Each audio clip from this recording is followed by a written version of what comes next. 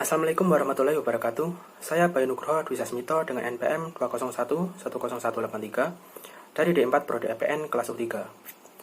Di video ini saya akan menyampaikan perkembangan analisis kebijakan pada abad ke-19. Materi yang akan saya sampaikan yaitu 1. Tumbuhnya penelitian empiris, 2. Munculnya stabilitas politik, dan 3. Terciptanya sumber-sumber praktis yang terspesialisasi. Berikut akan saya tampilkan.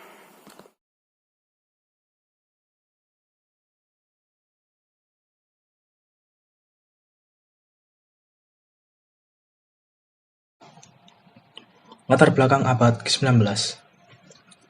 Pada tahun 1850, Tuan Mackenzie menyerahkan suatu proposal kepada The London Statistical Society dan meminta dana untuk melakukan studi empiris tentang jumlah kotoran kuda yang terdapat setiap harinya di jalan metropolis. Proposal tersebut ditolak dengan alasan bahwa masalahnya terletak di luar prioritas dana dari lembaga tersebut. Kasus mengenai transaksi yang berlangsung pada satu dari pusat studi kebijakan abad ke-19 di Eropa menggambarkan masih jauhnya proses bagi empirisme dan metode kuantitatif untuk diterima.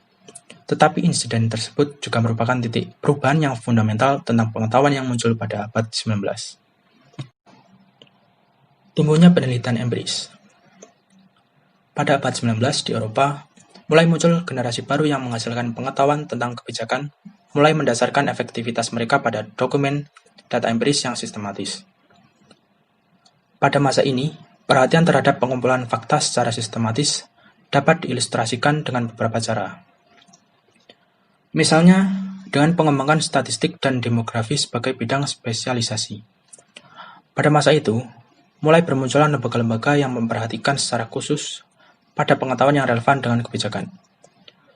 Lembaga-lembaga tersebut diorganisir oleh para bankir, ilmuwan, industrialis yang berusaha mengganti cara berpikir lama dalam menghadapi masalah sosial dengan metode yang baru dan lebih sistematis.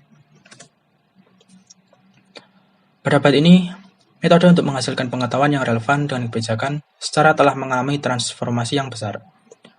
Pengetahuan mengenai alam dan masyarakat tidak lagi ditentukan menurut kesesuaian otoritas, ritual, dan prinsip-prinsip filsafat, tetapi dinilai berdasarkan konsistensinya dengan observasi empiris. Munculnya stabilitas politik. Sampai pertengahan abad ke-19, khususnya di Inggris, stabilitas dan kontrol politik secara cepat berkembang sebagai konsekuensi dari pemerintahan partai tunggal, legislatif di bawah kontrol eksekutif, dan pembangunan identitas umum di antara mereka yang terlibat dalam kekuasaan ekonomi, sosial, dan politik. Stabilitas politik dikaitkan dengan instabilitas sosial yang sangat besar.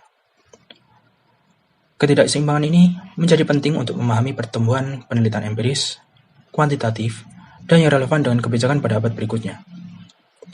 Pendekatan empiris baru dalam menghasilkan pengetahuan yang relevan dengan kebijakan menyebabkan penyamaan terhadap ilmu-ilmu alam dibandingkan menjadikan ilmu-ilmu alam sebagai informasi terpercaya untuk dijadikan sebagai dasar dalam pembuatan undang-undang untuk menangani masalah kenegaraan. Terciptanya sumber-sumber praktis dari pengetahuan yang terspesialisasi. Pada abad ke-19, produksi pengetahuan yang terspesialisasi didorong oleh perhatian terhadap masalah-masalah praktis ketika itu, seperti yang didefinisikan oleh kelompok-kelompok sosial yang dominan. Para pimpinan pemerintahan kapitalis dan manajer pada sistem perusahaan yang baru tumbuh memerlukan informasi yang memungkinkan diperluasnya kontrol terhadap lingkungan manusia dan alam. Kaum miskin di kota yang tumbuh sepanjang abad ke-19, seperti di London, Manchester, dan Paris, mewakili budaya yang tak dikenal dan tersisih yang keberadaannya perlu dipahami. Laporan Henry Mayhew mengenai kehidupan orang miskin di London mirip dengan deskripsi mengenai orang-orang terjajah di Asia, Afrika, dan Amerika Latin yang dihasilkan setengah abad setelahnya. Latar belakang analisis abad ke-19 dari analisis kebijakan kontemporer menunjukkan bagaimana ilmu sosial terapan ditumpangi oleh tujuan kelompok sosial yang dominan.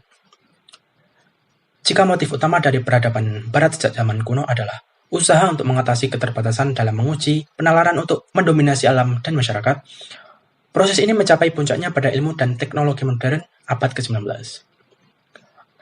Saat itu, penggunaan ilmu untuk menemukan dan menguji hukum-hukum alam dan masyarakat dipandang sebagai satu-satunya jalan untuk mencapai pengetahuan yang objektif. Dengan penalaran yang bersifat instrumental ini, ilmu dipandang hanya sebagai alat untuk memproduksi pengetahuan. Akibatnya, pertanyaan tentang tujuan dipandang sebagai non-rasional atau sebagai ekspresi yang sewenang-wenang dari kepentingan pribadi atau nilai-nilai politik partisan yang berdefinisi berada di luar batas penelitian ilmiah. Pada abad ke-19, produksi pengetahuan yang terspesialisasi ditetapkan sebagai ilmu. Demikian yang dapat saya sampaikan. Jika ada kurangnya, saya mohon maaf. Wassalamualaikum warahmatullahi wabarakatuh.